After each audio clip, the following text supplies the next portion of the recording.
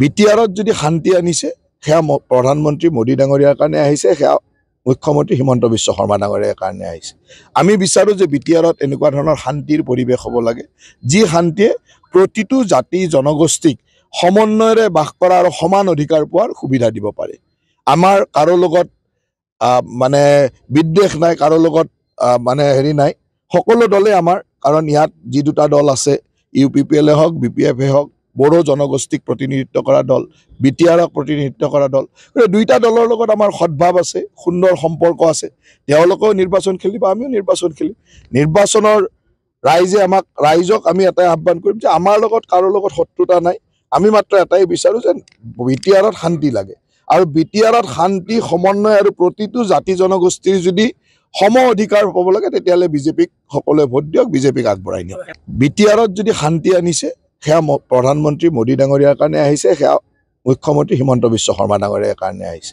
আমি বিচাৰোঁ যে বিটিআৰত এনেকুৱা ধৰণৰ শান্তিৰ পৰিৱেশ হ'ব লাগে, যি শান্তিয়ে প্ৰতিটো জাতি জনগোষ্ঠীক সমন্বয়েৰে বাস কৰা আৰু সমান অধিকাৰ পোৱাৰ সুবিধা দিব পাৰে।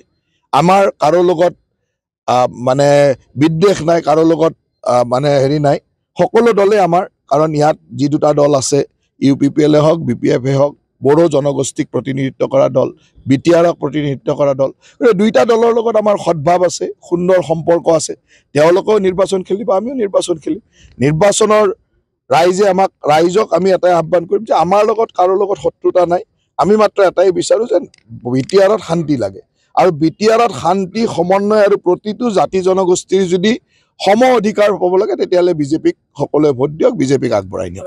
বিটিআৰত যদি শান্তি আনিছে সেয়া প্ৰধানমন্ত্ৰী মোদী ডাঙৰীয়াৰ কাৰণে আহিছে, সেয়া মুখ্যমন্ত্ৰী হিমন্ত বিশ্ব শৰ্মা ডাঙৰীয়াৰ কাৰণে আহিছে।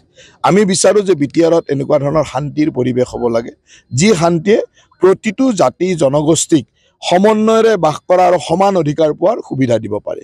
আমাৰ কাৰো লগত মানে বিদ্বেষ নাই, কাৰো লগত মানে নাই, সকলো দলে আমাৰ, কাৰণ ইয়াত যি দুটা দল আছে, UPPL হওক BPF হওক, বড়ো জনগোষ্ঠীক প্ৰতিনিধিত্ব কৰা দল, বিটিআৰক প্ৰতিনিধিত্ব কৰা দল, দুইটা দলৰ লগত আমাৰ সদ্ভাৱ আছে, সুন্দৰ সম্পৰ্ক আছে।